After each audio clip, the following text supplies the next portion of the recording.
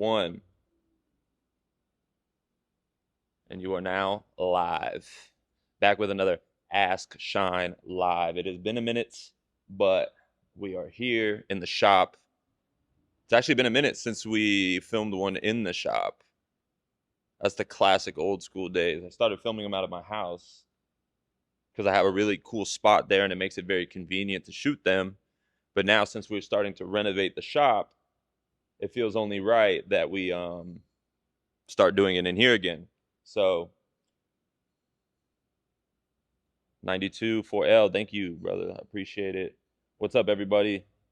Getting everybody in here in the chat.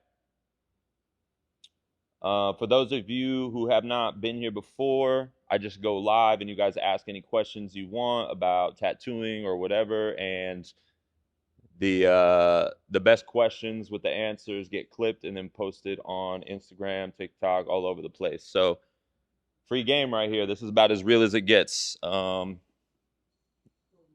Complete access. You guys can ask me whatever you want, or you can just hang out and see what other people are asking. Hi, Cynthia. Hope you're doing good. What's up? What's up? What's up? John Tats asked, do you recommend the Bishop Wand Packer? Bishop Wand Packer is probably one of the best all-around machines, in my opinion. It's one that I would recommend to people even if they are just getting into tattooing, because it's one of those machines that's so versatile that even if you're learning different styles, you don't know what style you want to do yet, but you just need a solid machine that you can count on, a Bishop Wand Packer is a go-to. Because once you start going into the shaders and the liners, they're very specific hits. And if you don't already have your own technique down, then you don't really know how to adjust based on how those hit. So the Bishop Wand Packer sits somewhere in the middle, hits hard enough to pack and line, but it also, depending on your hand speed and hand pressure, you can also do very soft shading as well. So Bishop Wand Packer, 100%, I recommend to anybody. I need a damn Bishop sponsor for all this damn testimonials I'm giving them, you know?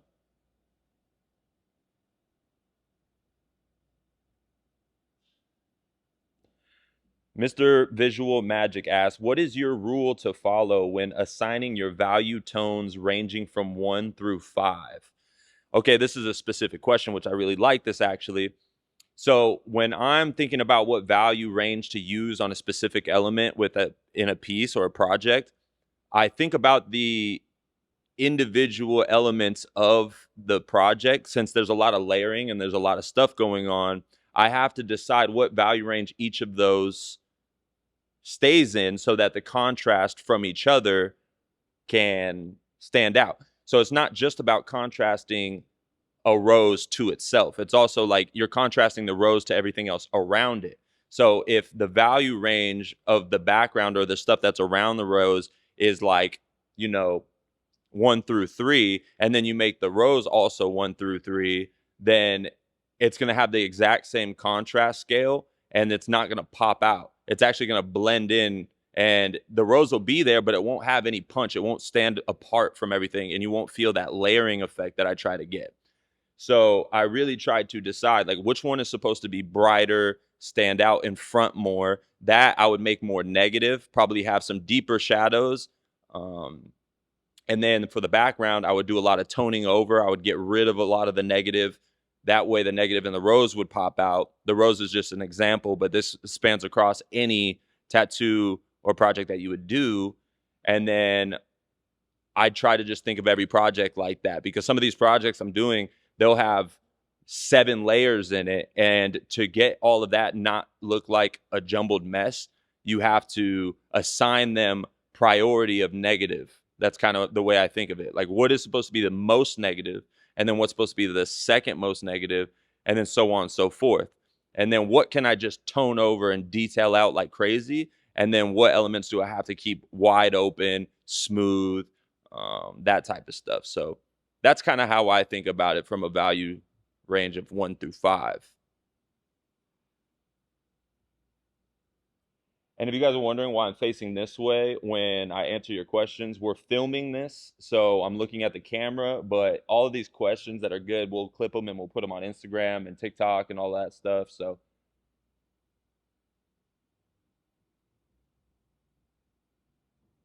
man, I got a bunch of my boys in here. What's up?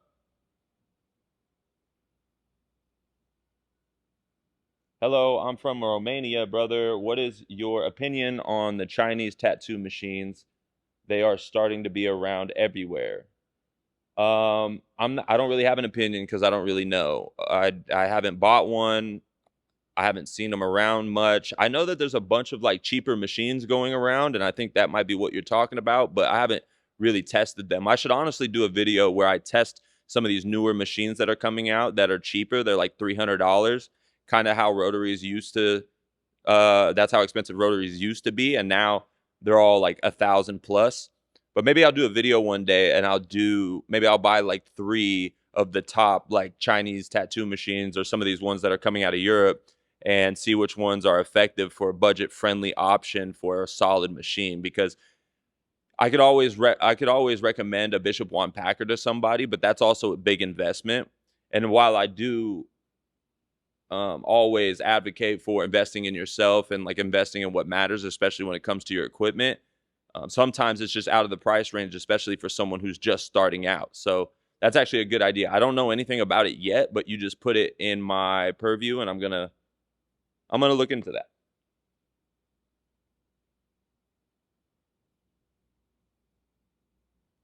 What type of Apple iPad do you use? I just use the iPad Pro, the newest one. I think it's, what is it, 12.9 inch, 11.9 inch. I don't even remember. It's just the iPad Pro. It's nothing crazy.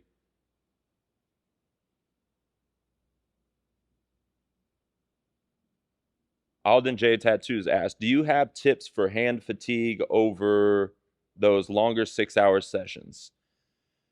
Yeah, I got some tips. I don't really suffer from the hand fatigue as much as I suffer from the back fatigue, obviously. A lot of you guys can relate to this, but having your arms up in these positions and being hunched over and being in these just awkward seating positions, it takes a toll on your back. And then since we're already very stagnant in this job, it can lead to a lot of fatigue in the body. And when you stand up, you feel more tightened.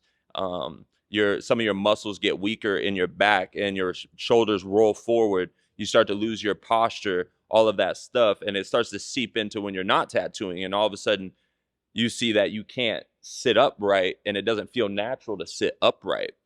So I think that's the bigger thing. But for the hand fatigue, I would say you need to like see how hard you're gripping your machine and why you're doing that. Because I found that I used to grip the machine really hard and thinking that it was making me more steady. But what I think it was doing, it was causing a lot of tension in those muscles. And I don't necessarily think that it's necessary for you to do that, to like get clean lines and get good shading.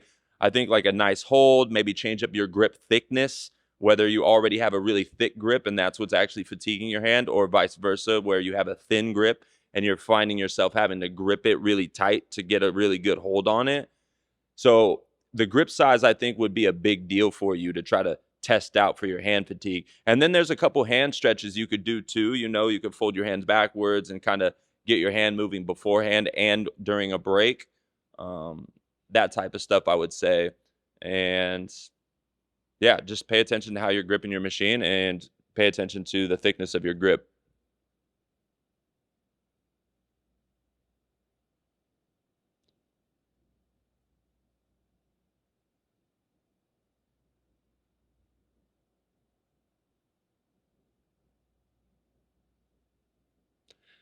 I got my line work done by a traveling artist who's solid, but his work has been falling off as of late. Stick with it and hope for the best, or find an artist that will finish the piece. Ooh, that's a tough one, man. I mean, I guess what I would say is the pieces that you're judging where you're saying that he's falling off a bit might be a little different from yours, and you're just kind of like judging them as a third person perspective. If you think his work is solid enough to had gotten the line work done, then he should be able to finish it with the same quality that you expect of him. That's assuming that you've already done good research on this artist and seeing that they were consistent overall by the time you got tattooed by him. Now, if you have any concerns, you could always communicate that with him because it sounds like he did a good job on the first session. So there's no reason why you wouldn't go back. I understand you're judging some of the work he's putting out now, but at the same time, like, you haven't personally had a bad experience with him yet. And if you do have any concerns, I think communication is always going to be the way to go. So maybe hit him up. Tell him you want to get it finished. Tell him, I want to make sure that we're on the same page about the outcome and the way it's going to look. And if that's what you want, I don't think he would have an issue communicating that with you. And then if he does, you might have a different problem. But other than that, I don't think you need to move on just yet. State your concerns, and I promise you it'll make you feel better. And I would suggest you probably should stay with the same artist for that specific project. And then if you want to go to a different artist after that, that's totally fine. But you already got the line work done, so just commit.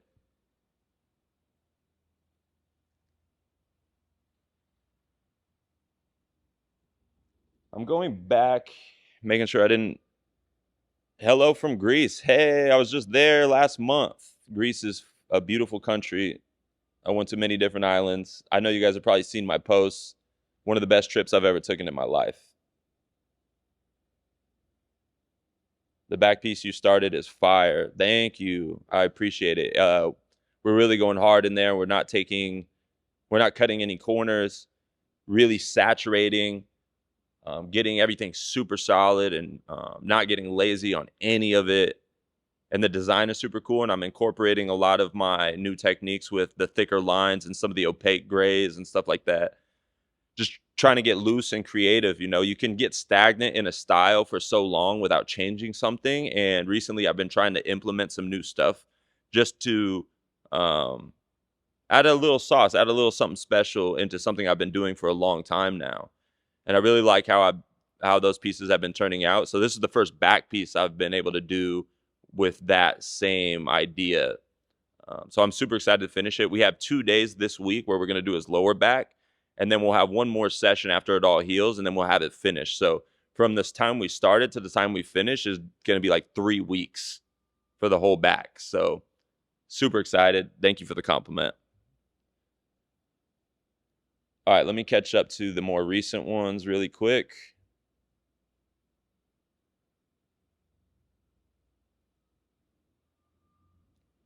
Jake, for sure. I appreciate the advice. Can't wait to get a piece done at Peaks. Yeah, bro, you should get a piece done here. All of our artists are super dope.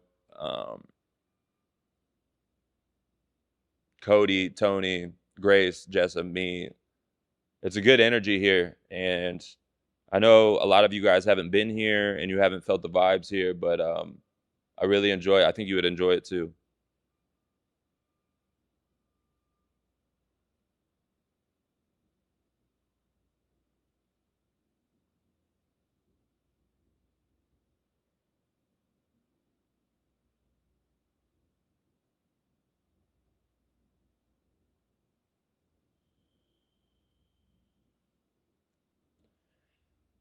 You may have answered this, but can you explain in more detail when you're creating separation when assigning the value so it pops and doesn't compete, like black can't touch black and needs negative?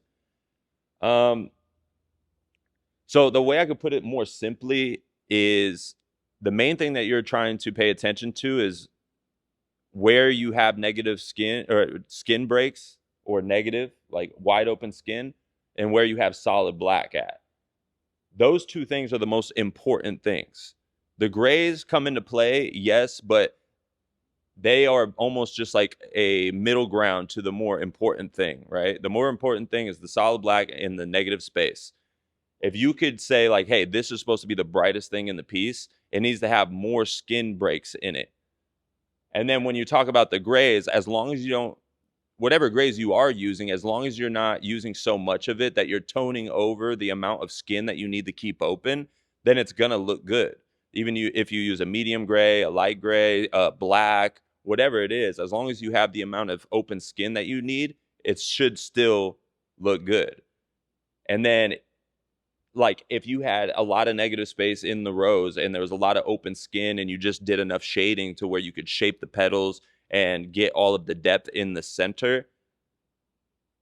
And then, but then if you had a bunch of negative space right behind that and you didn't have enough tonage to tone down the background, then the negative space in the rows wouldn't pop out. Everything would look unfinished. It would look like it needs something else.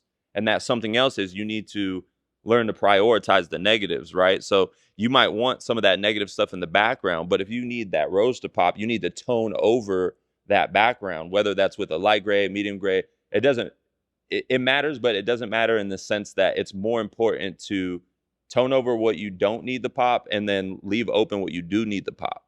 And this is where you play around with backgrounds being darker and then the foregrounds being lighter or vice versa, or just you start to play around with it. And then maybe you have a face in a piece and it has a lot more tones in it, but it still has like a kind of a pop to it. But then you have a rose next to it that you want it to pop even more than the face. So you put more negative space in the rose. So if I had to simplify the question, I would just say focus on your negative space and your solid black, because at the end of the day, that's what people miss the most. A lot of people think that to have a lighter piece or a lighter rose, let's say, they would need to use a lighter gray. But that's not true, because even if you use that super light gray and you tone over too much of the negative space, it starts to dim down the pop that it has. So it doesn't matter about which gray you use, you need negative space. And I know to a lot of people, when they see negative space, they feel like it's unfinished. But in the style that we do, black and gray, you need skin to show through to show the brightness, because that's going to be technically your lightest tone is going to be skin. So that's what I would say.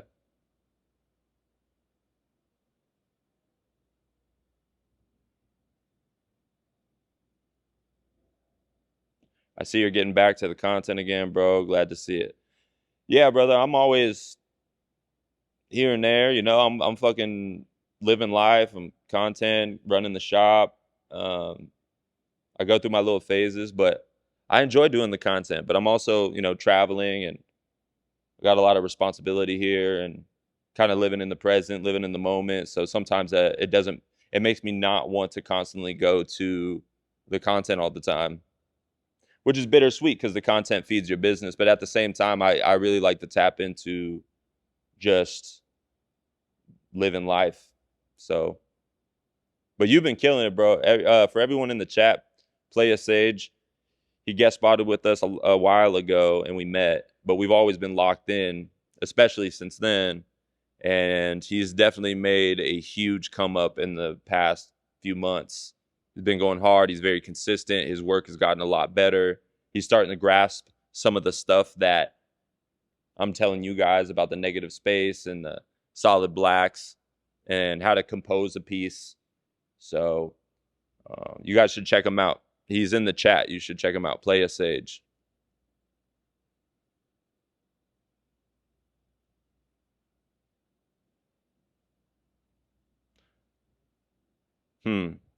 Okay. I got to think about this question. Okay. What mistakes do you see new tattoo shop owners make the most? Woo! Okay, there's a bunch of mistakes that come to mind immediately, but I'm going to just name off a few off the top of my head. I would say that when you open a shop, you get really excited and you start to go really hard on the aesthetic and what to offer the artist, and you're doing a lot.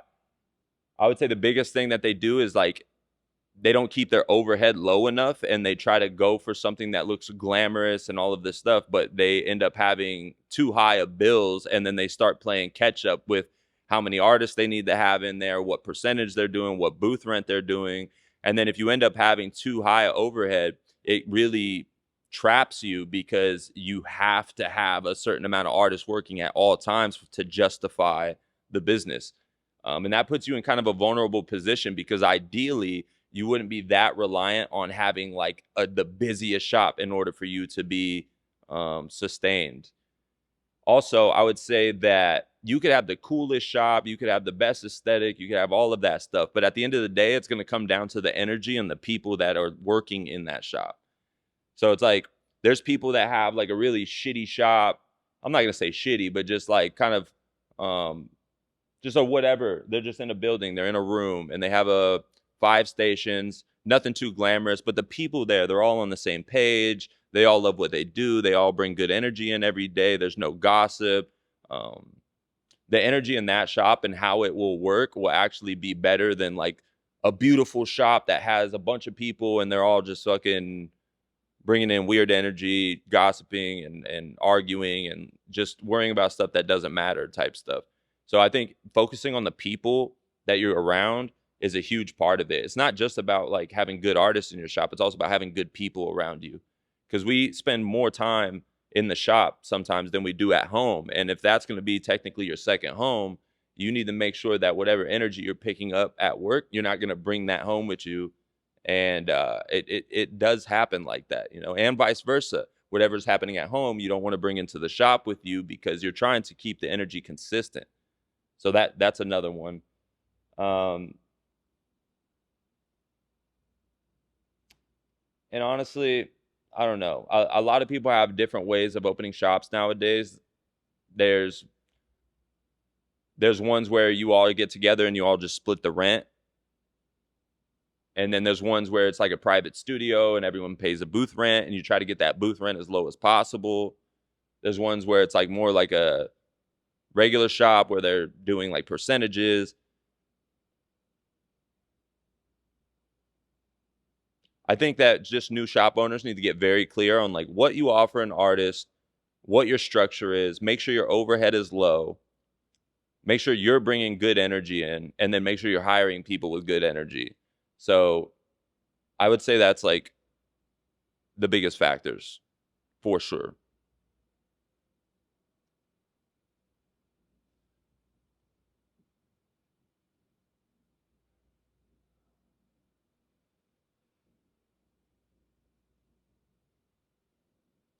How long into tattooing did you open your first shop? So I had a shop before Peaks and Valleys. I had Shine Studio, and that was about 5 years ago. I had that, and I had it for maybe 2 years. So I've owned a shop now for about 7 years, and I've been tattooing. This is my 14th year of tattooing. So I tattooed for probably about 7, 8 years before I opened a shop. And mind you, the shop that I was at prior to opening a shop, I expected to be there for a very long time. I did not expect for me to like have to, you know, I wanted my own shop and stuff, but it wasn't in the forefront of my mind. And then something went wrong at that shop where I ended up getting let go. And it put me in a position where I was like, okay, where do I go now? Because I'm tired of hopping around shops. I don't want to go backwards. Um, I could do something temporary, but then I need to figure out something long term because I had a ton of appointments that were just waiting on me to go somewhere else so that I could tattoo them. So immediately I just said, fuck it. I need to just get a spot. I need to go sign a lease. I need to just do this immediately. So the day after I got let go, I ended up getting the keys to this place the day after. And that's because I knew the landlord and I hit him up and he immediately said, hey, if you want it, I'll give it to you. And I was like, cool, let's do it. And then that was the story behind Shine Studio, which ended up being a really good foundation for me to start to build an idea and a team that I would eventually take to Peaks and Valleys. So at that shop, it was just me at one point, and then it was me and CO Tattoos, and then it was me, CO Tattoos, and Devon Foxworth, and then we brought on Jessa, and then we brought on Valentine Inc. So we really had a hitter squad at that time. It was like all of us were really good, really consistent, tattooing all the time.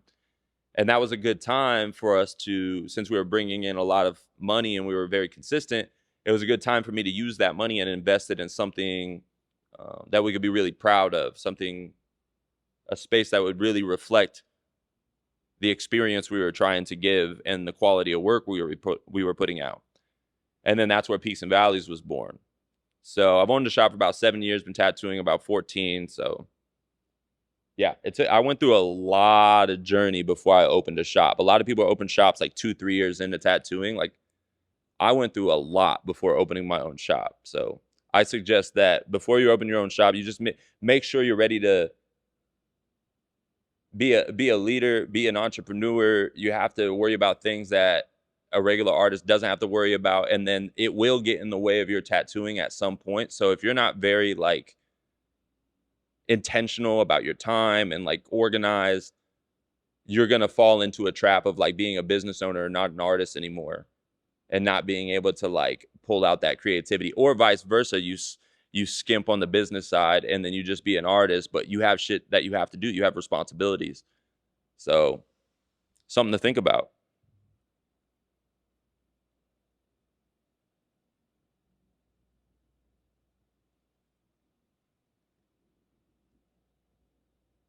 What's the best piece of business advice you've ever received? I mean, it's going to sound very simple, and I already stated it a little bit, but keeping your business lean as possible. Like, you have to be able to operate on the lowest overhead possible to provide the experience that you're trying to do.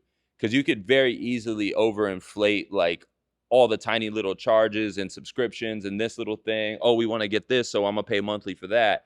Oh, we should get this new so and so, and you just start spending money. You have a lot of bills, and then you find yourself playing keep up every month just to like keep everything going.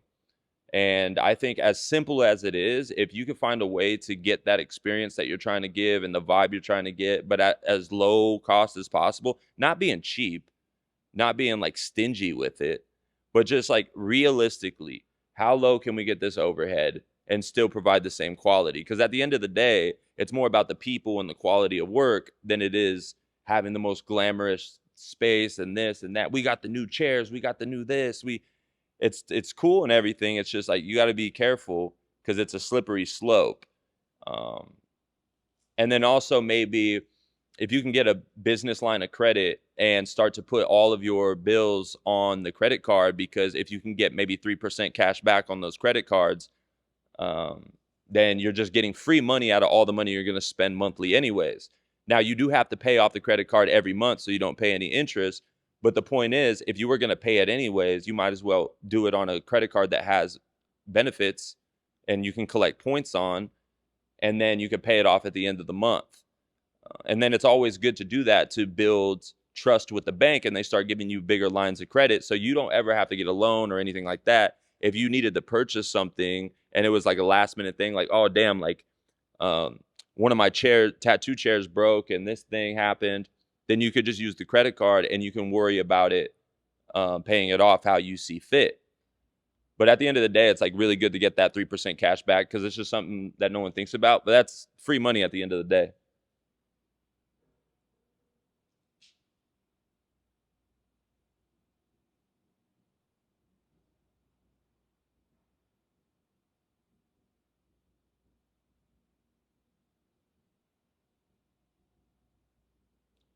How do you justify other tattooers paying percentage? Justify. Well, we used to do percentage. We don't do percentage anymore. For some people we do because it's more comfortable, but here's the thing. It's like nowadays, whatever is more comfortable for the artist to do, it's never the same one to one, right? So like booth rent might be more comfortable and cheaper for someone who's very consistent and they got their shit on lock and they have a process, and all they want to do is pay the booth rent so that they have it done, and then they could just collect 100% of everything throughout the month. Some other people who aren't that consistent or don't like the idea of the looming bill of a booth rent, because although sometimes, most of the time, booth rent is cheaper than paying percentage, just knowing that you have to pay this at the end of the month, just like you have to pay your rent at home and your car note and stuff like that, for some people it's uncomfortable, because if they go out of town, they go on vacation, they still have to pay that booth rent no matter what. um, when it comes to percentage, if they don't tattoo, they don't owe the shop anything. So although they might be giving a little more money in the percentage side, out of the convenience side, they can go out on vacation, do their thing, and then come back and not owe anything more than whatever they just do when they tattoo. So I think it's just from artist to artist, like what they're more comfortable with, or from shop to shop, what they want to offer.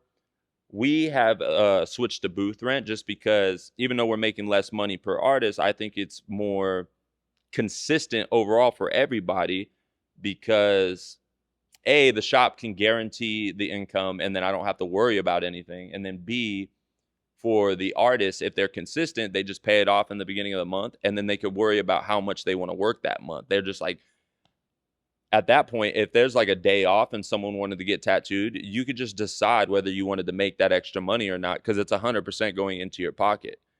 So it's just different strokes for different folks. There's nothing to justify. I mean, here at this shop, we provide all the needles. We provide a lot of stuff that shops don't. We have a great setup here, and we free parking in the downtown area, which is crazy. There's a bunch of, we have fresh fruit and snacks and drinks and a bunch of stuff in the kitchen.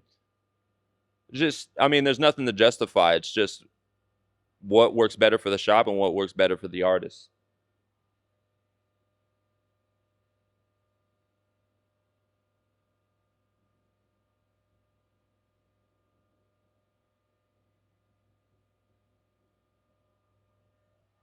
You said nobody wants to work anywhere that charges a percentage anymore, booth rent or nothing. It's true that most artists don't want to pay booth rent anymore, which I totally understand why. But there's still people that want to pay percentage because of what I just said. It's like they would rather the percentage than have like this looming bill. And I get, if you're working somewhere where the fucking booth rent is like $250 a month, that's one thing. But that shop's probably not providing you anything, and they're also most likely, most of the artists just aren't there all the time, and it's just you, and like it's just a different vibe. There's no camaraderie or anything like that. It's just kind of like do what you do and don't talk to me type of vibe. Most of those shops that are very low booth rent like that don't provide anything, that's usually how they are. Here we charge a little more, but it's all relative to us being able to enjoy the space, enjoy each other. And plus, there's a lot of communication that goes on here about getting better and like techniques and points of views on tattooing. And a lot of people come here to learn, and they end up learning a lot. And I love teaching. I love giving out game, but I also like learning too. So we kind of are a whirlpool of information here. So even as I'm talking to you guys and giving you information, there's stuff that we talk about all the time on a day-to-day basis, and we help each other out. There's a camaraderie in that sense, and we all respect each other's own work and stuff like that. It's just that there's always room for growth, and we don't allow ourselves to get we don't reject the criticism. You know, it's constructive, and if you're open to that, you'll always be getting better. You'll always be getting inspired. So yeah, I understand, but there's benefits to both.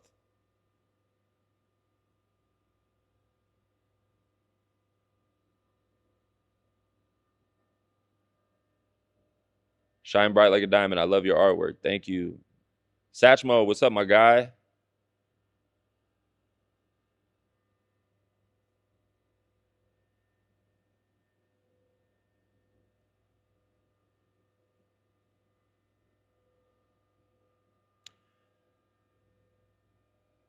Chronic Ink asked, when you do your blending from a dark to light area, are you dipping in each cap or using one tone with less passes, pressure, more spaced out dots? This is a good question. So I guess it depends on how far you're bringing out the tone. Like if it's a very short fade out, then you could probably get away with just flicking out one tone. But if anything past that, the way you're going to get really good transitions and get that look that is really realistic, you're going to use multiple tones on top of each other to get that smooth blend out. Now, this takes a lot of finesse and technique because it's easy to do the first one, but then when you're trying to blend off of that one into the next one and make it look seamless, that's kind of where the magic happens. But if you really want to get that rounded look, like if you're tattooing like a cheek of a portrait and you really want to get that smooth roundness, you're gonna need to use multiple tones. It's not just gonna be, oh, I went deeper right here and then I faded out over here, because when it heals, you're gonna have like a saturated tone of that tone that you were using, and then you're gonna have like an unsaturated, almost transparent version of that tone right next to it, which is gonna heal different than if you had like a saturated tone to begin with, and then you layered on like a really nice second tone on top of that. So that's where there's levels to it, right? Anyone could take one tone and start to just flick out everywhere, but you're not going to get the same depth or form that you would if you learn how to actually use your tones. That's why we have different ink caps. That's why we have different tones. I think we use probably 4 different grays and then our black. You have to utilize your grays if you really want to get that form. So that's the whole purpose of a drop system.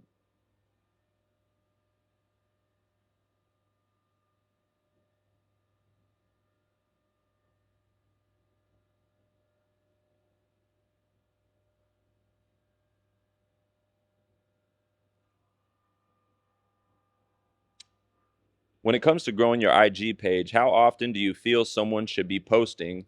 And should your page be all tattoos or some tattoos and lifestyle? Okay, this is a common one that a lot of people deal with. I would say if you're looking to get more engagement and get more appointments and stuff like that out of your posting, you can't just post tattoos. And I know that sucks to hear, but the tattoo market is so saturated on the internet with people that are just posting tattoos. And it's not enough anymore because the client wants to know what it's going to be like to get tattooed by you before they even get tattooed by you. So what you need to do is you need to start showing more of your process, what you love about your process, specific things that you do, showing yourself set up, talk to the client, the process of actually doing the tattoo, you doing the stencil, you doing the design, you speaking about it with your voice about the process so that they could hear you and start to connect with you deeper than just a picture or something like that. Because the tattoos are cool. They could see that your work is good, but they don't know you. Like, how is this person going to be when I meet them? What is this experience going to be like? Is he an asshole? Is he cold? Does he talk a lot? Is he nice? What is he? I don't even know this guy.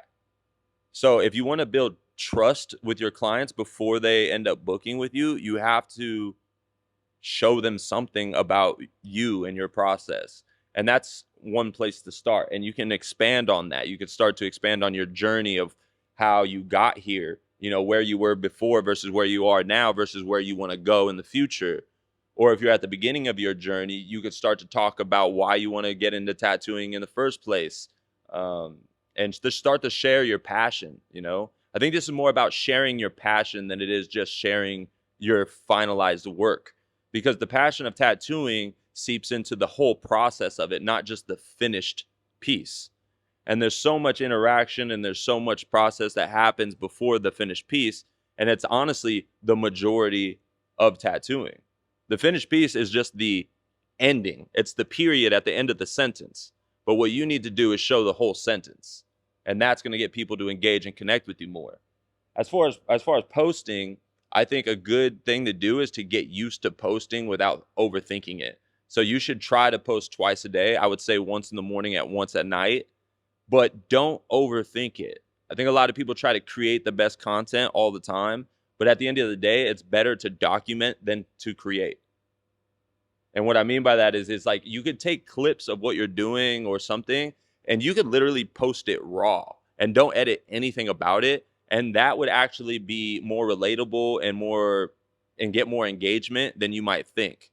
And then you post a tattoo, and then you post another thing about your process, and then you post a carousel about different type of work that you want to start doing, or here's some available designs I have. And then here's me doing the design, and then this is what it looks like as a stencil, and then this is what it looks like as a finished tattoo.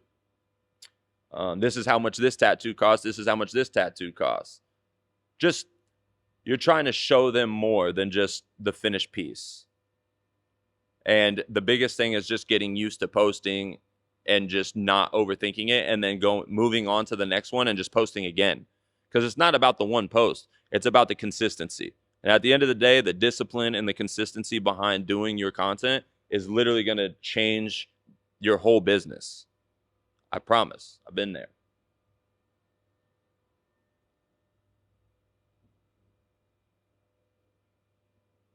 Getting a lot of good questions today. I didn't expect, because we didn't do much of a heads up for the live, but you guys are killing it, so I appreciate it.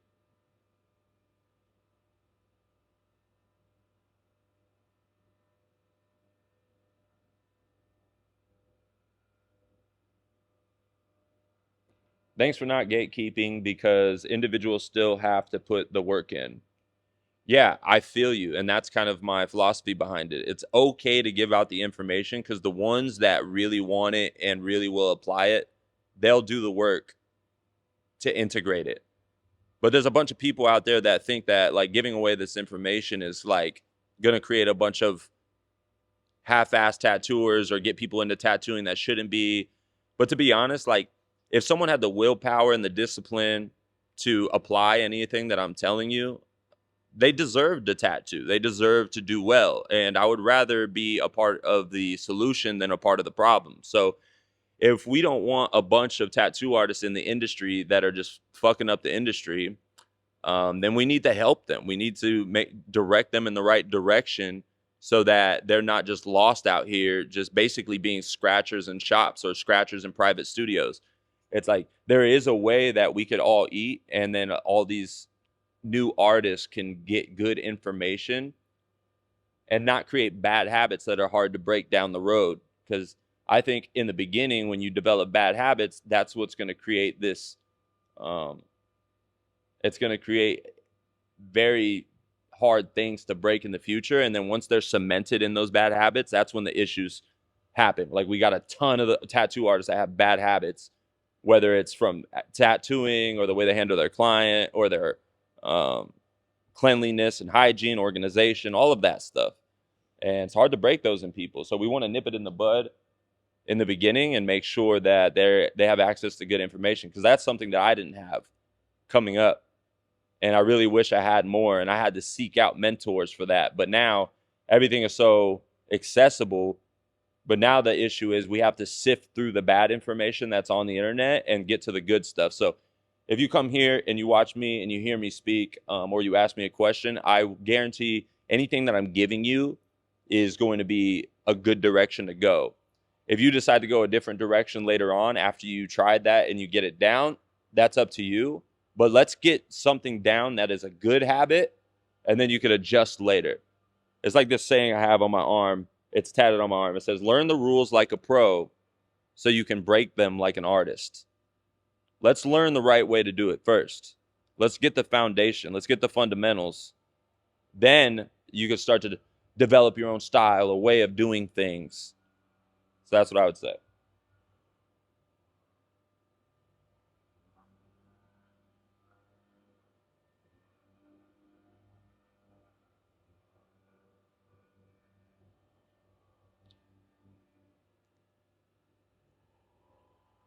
What are good tips to do finger/knuckle tattoos and assure they stick after healing process?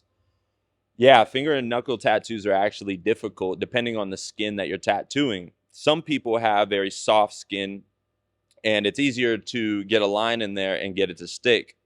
Some people have very thick, leathery skin. That's really hard to get it to stick because they have very thick skin, and you can go really deep, but at the same time, there's like a fine line between going deep and then blowing it out. And there's nothing worse than a blown out finger tattoo, because it's right there and you can see it clear as day, and it tends to bleed out like a lot. The blowout gets pretty big. What I would say is if it's on some regular skin and it's not too tough, I think not using too thick of a liner really helps it penetrate the skin easier. So I wouldn't even go above a 5 liner on a finger, or like a 5 tight, just because whatever you're tattooing on the finger doesn't need to have like a 7 liner, 9 liner. It's not going to sink in the same way, and it's not going to hit evenly. No matter how well you stretch the skin, it doesn't matter. So I would say like 5 liner, even 3 liner. Also, if they do have really thick skin and you were trying to get it to stick, you got to treat it like you're tattooing a palm of the hand. It's like the specialty way to apply it was you would need to dot in the ink instead of just lining it. And this is kind of a pro tip, because when you're tattooing the palm of a hand, it's not enough just to run a line like that. No matter how deep you go, it's not really sinking in each little pixel enough for it to heal well. So what you have to do is you have to think about it in dots. Like you're pushing in a dot, even if it's a line, you're trying to go down that line and push in a dot, and then it creates a line. But you know that each of those dots that you saturated penetrated the skin and it evenly saturated, and it didn't blow out, but it went plenty deep for it to stick. So I would say that's the only way to get it to try to stick on some thicker skin. But it's always going to be hard. It's going to be finicky. The healing process is weird because they always use their hands and they move it. I would just be more intentional about what you're trying to put on the fingers and stuff. The knuckles are really tough because sometimes you want to blast the hand and you want to go all onto the knuckles and fingers, but then the knuckles and fingers fall out, but the top of the hand stays. And that's something you have to think about when you're applying or designing for these hands is what type of skin do they have? What kind of technique can I use to ensure that this might heal better? But more times than not, you're probably going to need a touch up on the knuckles regardless. So it's just something that's a reality of tattooing that area.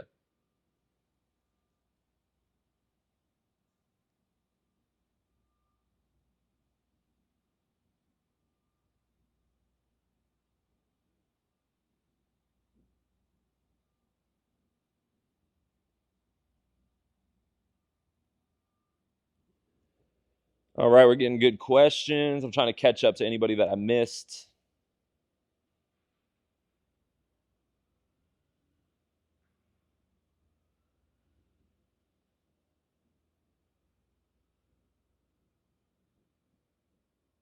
Yeah, you know what's funny is back in the day, there wasn't any information online. So that's why competition nowadays is it's louder. There was competition back then, but it's much louder than now because everyone has access to the best quality equipment, and then they also have access to like Instagram and TikTok and stuff. So there's people that haven't been tattooing that long that aren't even that good that are way more popping and booked out than someone who's been tattooing for 10 years and knows all the tricks.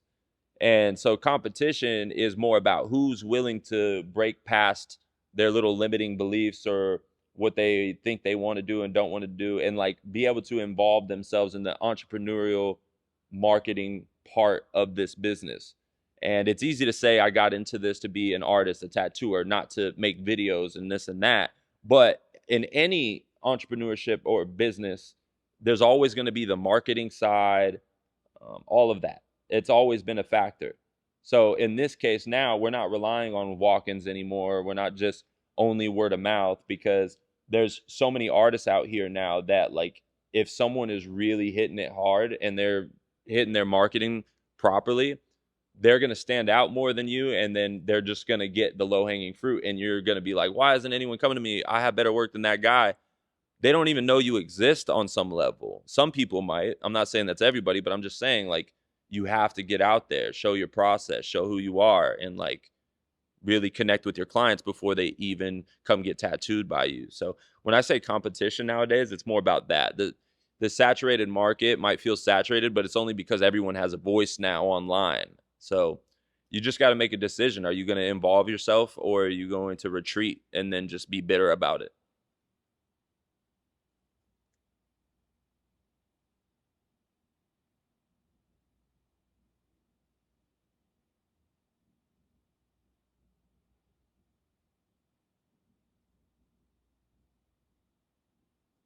Do you mean post it to IG as post or stories twice a day? 100% you should be posting on your feed twice a day. The stories, you could constantly be putting stuff on your stories, whether that's clips or little links to your booking or old tattoos, or maybe you're vlogging your day on your stories, basically, like whatever you're doing or throughout your day, you're just posting little clips on your stories. That's how people are going to show up to see what you're doing day to day. Like, oh, let me just tap in. Let me see what Tony's doing. Let me see what Shine's doing. Let me just tap in there and see how it's going. And then they go to your feed to see like the real stuff, like the stuff that you solidified in your portfolio and solidified as something that was worthy of showing someone that would go to your page. Because the reels, the stories, they will be there and then they go away. But if some post has lasting staying power, then you post that on your feed. And don't be scared to post something that looks simple and post it on your feed, because you'd be surprised. Like, it's a good context to have overall when it comes to the story of your feed when you look at it. So stories, post all the time on there. Don't just be loose with it. And then when it comes to posting on your actual feed, you got to get more open to that, because some people won't post on their feed for 2 weeks. but you need to post twice a day on your actual feed and start to desensitize yourself to that resistance when it comes to that.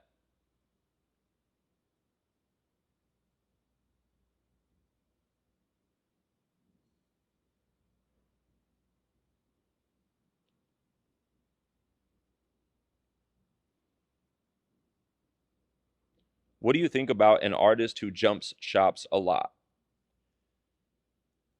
Well, I'm not going to be too harsh on this subject because we never have the full context as to why they're jumping shops a lot. If they're just jumping shops because they like work somewhere for like less than a year and then they're like, "Oh, I can't figure this out. Nothing's happening for me here. I need to go somewhere else so something might happen for me." "Oh, nothing's happening for me here, so I'm going to go somewhere else." Maybe that's the answer. In that case, in that specific scenario, I think that that artist would not be taking enough accountability for how they're showing up in their own business and their own right as an artist. Because some people kind of rely on the shop or whoever to like give them or hand them the answers or hand them the work or do the work for them, more importantly. But at the end of the day, as an individual, you could always get help. You could always get advice. You could always get support. But at the end of the day, you have to do the work. I think some artists don't lean into doing the work themselves because it might feel uncomfortable or they don't know how to push past that resistance. So then they start hopping shops thinking that maybe that's the answer. And all of a sudden they've worked at 10 different shops and nothing's changed. So in that situation, I would say that. But there's also like, social dynamics. There's different, uh personal issues where maybe they had to move or maybe they're driving too far to get to this shop, so they just thought it'd be more convenient to go to this shop. Or there's just always so much context to someone's life that I don't ever want to like blanket judge why someone has been to like 7 different shops, because there could very well be a logical answer to each of them. And maybe they stayed at this shop for 3 years, which is pretty decent, and then they went to this shop because of this. Or there's there's usually always a why behind it, but it just depends on the why um, that gives the overall perception. So, and sometimes if I have an artist trying to come to me that top shops a lot, I would even call the previous owners and try to get a little more context from their point of view as to why they left. Maybe it was a them thing. Maybe they really brought some bad energy. They did something fucked up. Maybe they stole. These are all good information to know when you're hiring an artist, because that artist isn't going to tell you like, "Oh, I used to work here, but I got fired from there because I stole money." Like, they're going to keep that hidden. So it's good to be skeptical. It's good to do your research and stuff, but also don't just like blanket judgment of someone just because they worked at multiple shops, because in some ways it could be a good thing too. It just depends. So that's what I would say.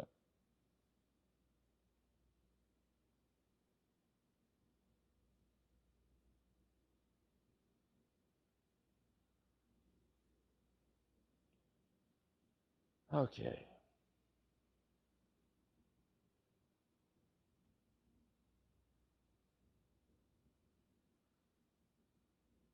One day I will have a masterpiece from you.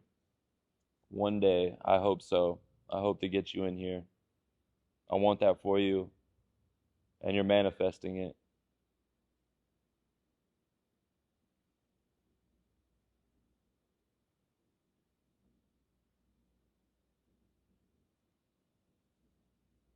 Won't this make my feed look not professional? Well, right there is probably your issue in the first place. You have a perception of what professional feed looks like, and that is a you thing. So you probably think if it's not just tattoos and then you see like your face in there and then you see like a clip of something else in there, that that's not professional. But you're thinking about the aesthetics of your page more than you're thinking about the content of your page. And what you're trying to do with your feed and your page is to tell a story about who you are and what you do, and you have to get people connected to that. So yes, there is something to do with like aesthetic, somewhat, kind of, sort of, but it's nowhere near the same importance as what is this telling? What is this showing? What is this giving? Like, are they picking up what you're putting down when it comes down to the story you're trying to tell? And that's how you connect with people. And if you already have the perspective that that's not a professional feed, then you're all, no wonder you're having trouble posting to your feed, because you glorify it way too much. You're like, oh, but if I post this, someone might judge me because it's not exactly aligned with this like look of this post I did here. Like, that's all bullshit. If someone really wants to book with you and they fuck with your story and they see your process and they like that, none of that shit is gonna matter. And I think the better thing to do to start to learn to desensitize yourself to that idea, just start posting on your feed. Don't think about any aesthetics or anything. Later on, you can refine it, define it, whatever you want to do, but you need to like let go of that perspective, because that's the only way you're going to get loose enough to start posting stuff that really gets engagement and really starts to move your business forward.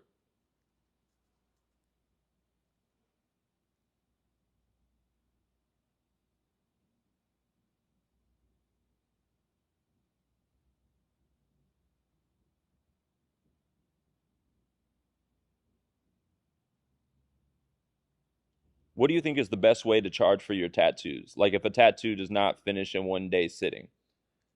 I've said this before, and I think that the best way, well, especially for what we do, I know there's a lot of context for other styles and other situations. I'm not going to touch on that really, but I would say that having a half day rate and a full day rate is a good place to start, because at the end of the day, when you're booking appointments, you're trying to fill up your schedule, not only like your weeks and your months, but your days. You're trying to fill the day up. And depending on your style, let's say like what we do, we would encourage full day sessions. And if something for some reason ended up not taking a full day, you have a half day rate. Ideally, you would grow to the point, depending on your style again, that you would only be doing full day rates, because it's more consistent pricing and there's no questions asked. It's just, no matter what we're tattooing, we're going to end up doing a 6 to 8 hour session, because that's how much work we need to do. And we're probably using this session to start a project or continue a project anyway. So there's always work to be done. And I would just say, like, other ways of charging, like just, oh, by the piece or hourly, it's too inconsistent for the client and the artist, because if you charge hourly and you take a break and like you're talking and the client's sitting there like looking at the clock thinking, damn, am I paying for this time? Like, did that little hour and a half that was kind of wasted on this thing, is that something I'm paying for? And so there's always like this little gray area of question. And then if you're charging by the piece, I find that to be the most inconsistent, because a lot of artists will just look at a design, eyeball it for a second during their consultation, and be like, I think that this might be like a sort of kind of $700 tattoo. And they kind of say it with a question mark. And then the next day they quote something that's very similar, and they're like, I think this might be a $400. And there's just no consistency to it. So I think for consistency, professionalism, and especially depending on what style you're doing, having half day rates, full day rates set completely. Now, if for some reason, let's say you did a half day rate and it actually didn't even take a half a day, you could always refund them money. But I would take that money up front. Like, if your half day rate is 700, but you only took 2 hours to do it, you could refund them a couple hours if you wanted to. It's not that big a deal. But at least you guys started from a point that was consistent. And for me, that's the most professional and fair way to do it for both artists and clients.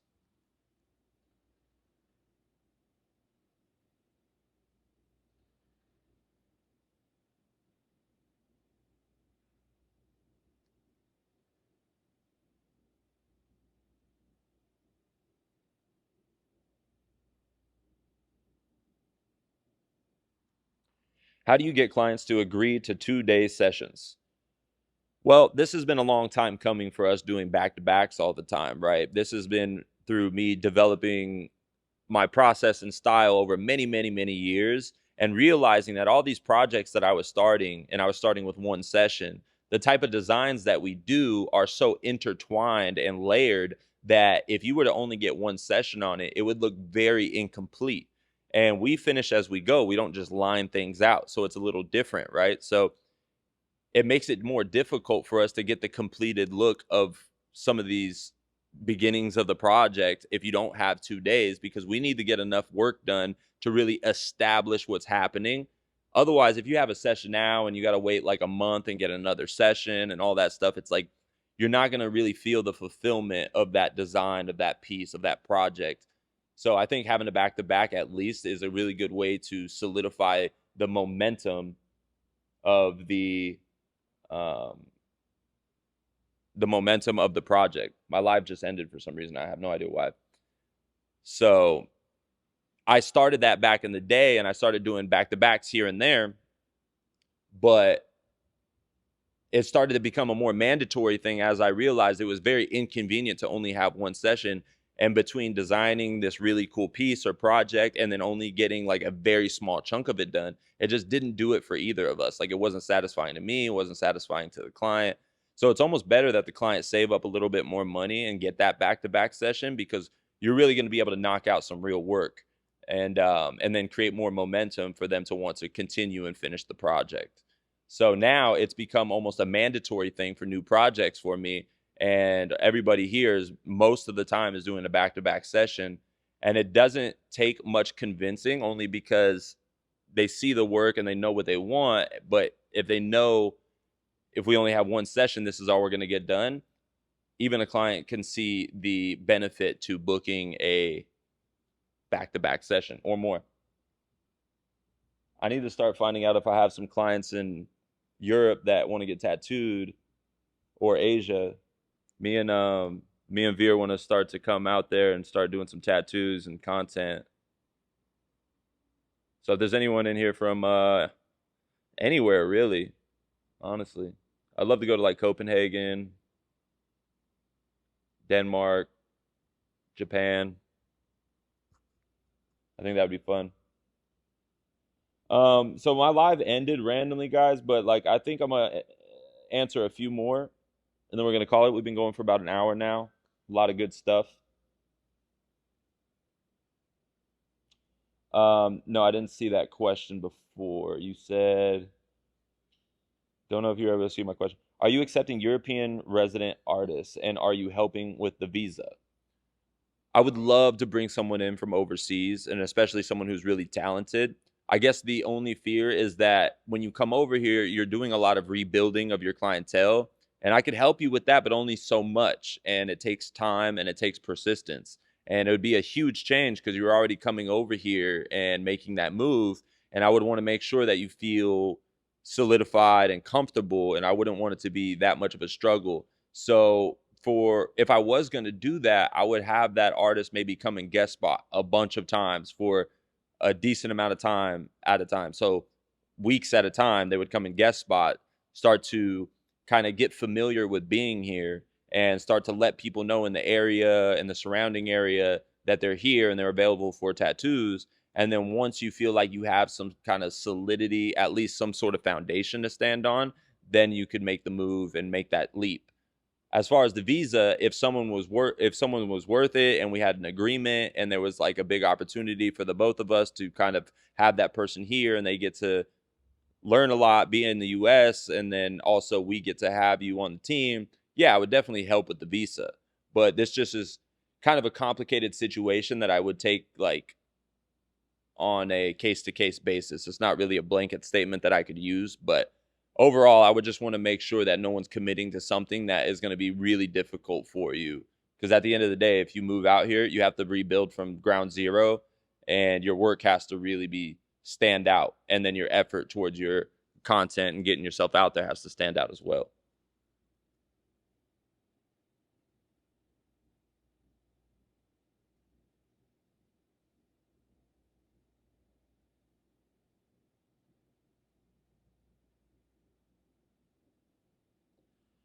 All right, give me a few more questions. Tips for how to practice what we learned from your design course. Perfect. I would say you take it a chapter at a time. Like, let's say the first chapter is about negative space and solid black shapes. I would run through the whole course one time and kind of absorb it, but then you need to double back and kind of refer back to it. Let's say at a chapter at a time. So if the first one is about negative space, solid black shapes, intentionally day to day as you're doing your tattooing or your designs, you have to keep that in the forefront of your mind. And every time you need more inspiration or more context on the thought, you go back to the chapter and you re-listen to it and you try to pick up on what I'm really trying to put down.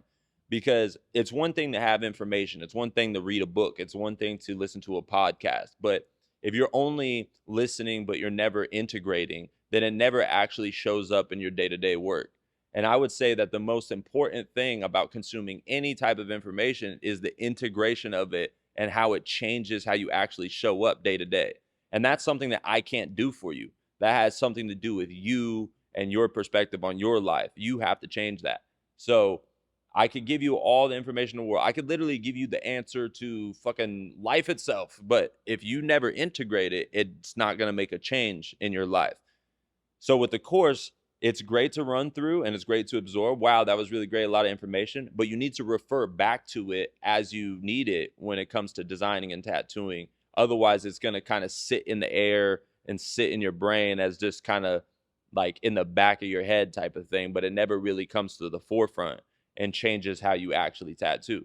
So I would say start to pick out the little bits of information one at a time and start to integrate it like a new habit, right?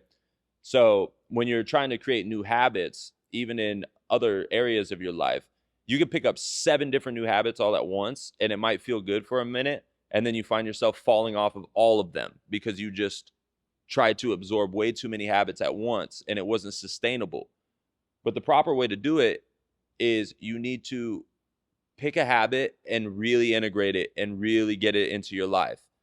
And then after you feel like that one is really solidified and is starting to work for you, you can start to integrate the next one. But that way, you know that whatever you're doing and whatever you're changing is really going to stay as a new, lasting, positive habit in your tattooing and your career. So that's what I would say the best way to tackle the course is.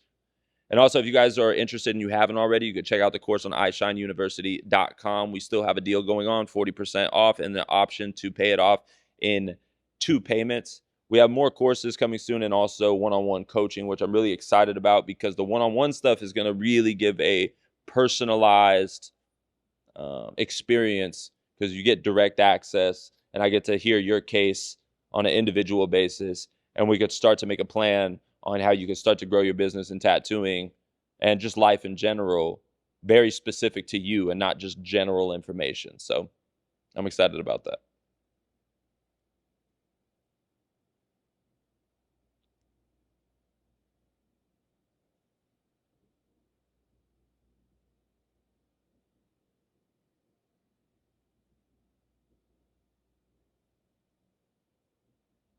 Man, I got to tap in with you, getting situated on my side to tap into the design course for sure. My work has changed just from studying and following you virtually last 3 years. That's awesome, bro. I'm super glad. I give a lot of free game, and the fact that you've been able to absorb that and integrate it into your tattooing is awesome. Yeah, try to get in that course. I think it would help you a lot when it comes to understanding composition and contrast and design and just seeing how I see it. And after you get that down, you can start to, play around more. You can start to get more creative because you start to understand the structure of what designing a tattoo, especially designing a project, is, right? And I understand it costs money and stuff, but there's an option to do it in 2 payments, and that's a much more reasonable and cheaper way to do it so that you could take the leap. But I would say that you're never going to regret investing in yourself, and especially when it comes down to some people have the willpower to do something, but they don't have the information. And if it's just the information you're lacking, the information is there. You just have to commit to going to get it. And then once you have it, you utilize that willpower to apply it. So depending on where you fit in on that, if you feel like you got the willpower to apply it, which it sounds like you do, sometimes it's just about taking the leap to get the information.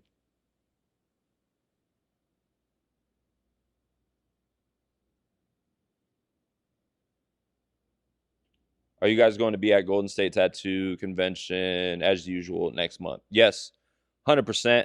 We're going to be there. Of course, every time, every year. Golden State is our favorite convention. It's close to here. It's a big one. A lot of the most famous artists are there, and a lot of our friends are there. And it's a great way for us to connect with you guys, that we only know through Instagram. And I just love the networking there and the energy. It's awesome. So we'll definitely be there. We're entering in some sick pieces too. We got Tony, Jessa, Cody. They're all entering pieces. We got our new artist Grace, who is gonna go with us as well. And then we have a friend of ours, Nicholas Black, who tattoos here in Sacramento, but he does more of like an illustrative, large scale type of stuff. Really good artist, really awesome dude. He's gonna be joining us as well.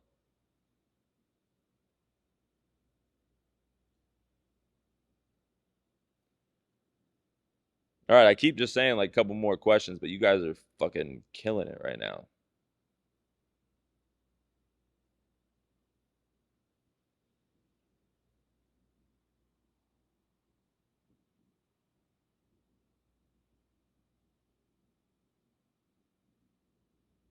Do you mostly do black and gray tattoos? I don't see you incorporating a lot of color in your tattoos.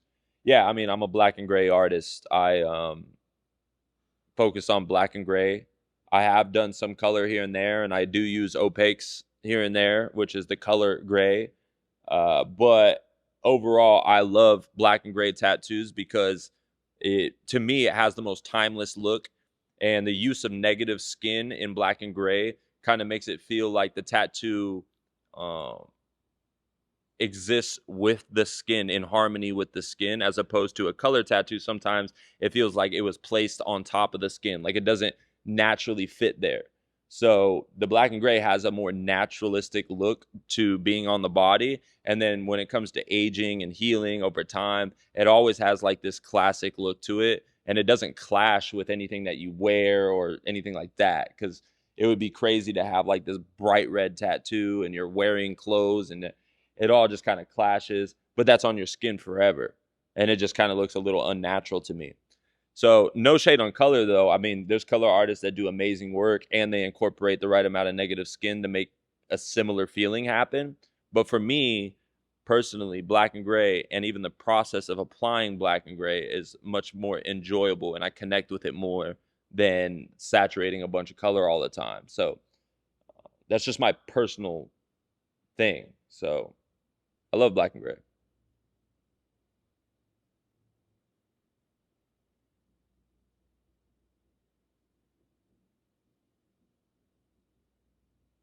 Yeah, skin makes it breathe. And if your tattoo doesn't breathe, it's suffocating. It's not going to look good.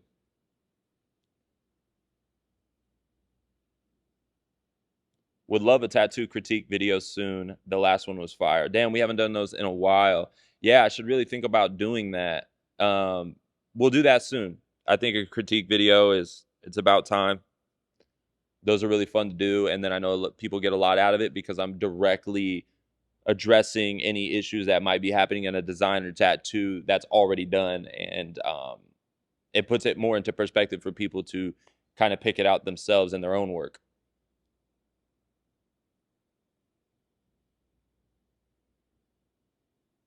How do you approach the breaks in a day session because the client pays for the whole day? Yeah, breaks are a necessity for everyone. It's especially when you're doing long days, like an 8-hour day plus. It's like you could go all the way through, but you're definitely going to get burnt out and it's not even going to be enjoyable for the client because you're going to go home and you're going to be completely drained and you're going to have pushed through so much that you're going to be recovering for days on end just because you didn't eat, you didn't drink enough water, you didn't move around a lot, you sat that whole time. And when you're that stagnant for that long, the healthy and responsible thing to do is to get up every once in a while, stretch your back, eat something light, rehydrate, use the bathroom, all that stuff. So for me, I would say I take one main break, which would be the lunch break. That would be the main break. And then anything in between that is just like bathroom breaks or that type of stuff. But usually you go with the flow and you feel it. You feel when there's a break being needed. And a lot of the times the client would ask like, oh, do you think we could stretch out for a second? And I'm like, yeah, totally. Because I get it. I want to stretch out too. And to keep the focus and the quality and the longevity going, we really got to tap into what's going to help us in that aspect. Because you could fucking tunnel vision and just grind it out. And I've done that for many years. But let me tell you, you're going to cause a lot more problems in your life than you are fixing them. And I think there's a much healthier version, a much healthier way to do it that's better for you and the client. So yes, they pay for the whole day, but this is a part of the necessity. And at the end of the day, as long as you get the amount of work done that you're supposed to, regardless of what breaks you took, that's really what matters. We're gonna get the tattoo done. Period. We have the time. We're gonna get it done. However long it takes. You paid for the day. We're gonna get the tattoo done.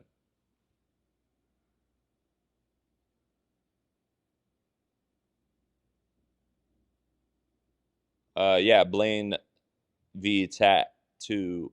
If you see us at Golden State, don't hesitate to say what's up.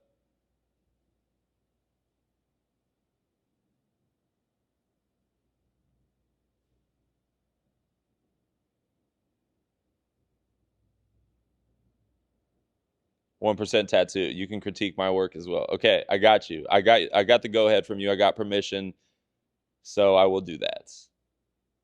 Hasten Mock Dad said you can critique my work. Okay, we got a lot of volunteers.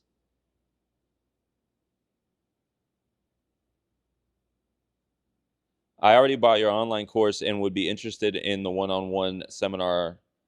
How much would you charge me for that? I'll save for that from now on.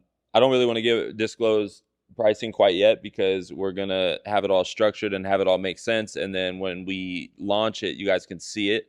But it's definitely a more one-on-one basis, much more access to me over text 24/7, and then we'll have like these Zoom calls. And the whole point of it is to be able to make a plan and a structure for you to tackle week over week, month over month, for you to consistently see growth in not only your tattooing but your business and in your life, and just the holistic approach to tattooing, because it's not just about how you run a line or how you pack black. It ends up being about all of it, because if you want a good quality of life, a good business, and a good work-life balance, and all of these things that really create a solid life and a good artist, these things are really important. So we're going to go through pain points that might be holding you back from certain growth, and we'll relate them back to my experience of pain points that I've had in my career, and then we'll come up with a plan on how you could break through those pain points or limiting beliefs or resistances that you feel when you think about doing this thing or that thing, or what should I do here. That way it's a very personalized plan, actionable plan, and then it's just up to you to take the action. So that's why the coaching is going to be really beneficial to you guys.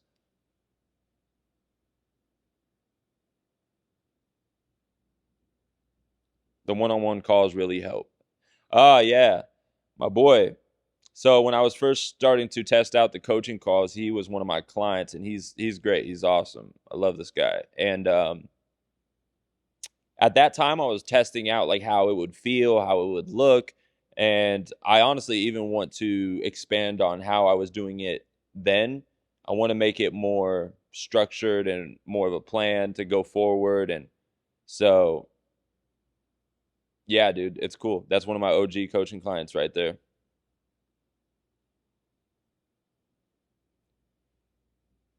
All right, we got to wrap this up. We've already been doing like probably an hour and a half at this point.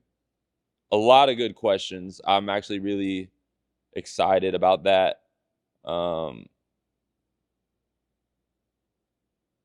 Yeah, this was a good one. It's been a while since we did these, but we need to start back doing them more consistently. Sometimes we'll do it and then we don't get as good at questions, and that's an issue as well. But this time was really good and really prolific. So I appreciate you guys for joining. For those of you who don't know any of the questions that were being asked and answered, the best ones will be clipped and put on Instagram, TikTok, all over the internet, so you can see it there. And maybe you could see your question up there get posted, and maybe your question actually helped out other people that wanted to know the same thing. So it's kind of a cool community building thing, because it's not just one person trying to learn something. We're all trying to learn. We're all trying to grow, and that's what this cultivates. So I appreciate you guys for joining the live, and we're going to wrap it up now. So we will see you next time. Much love.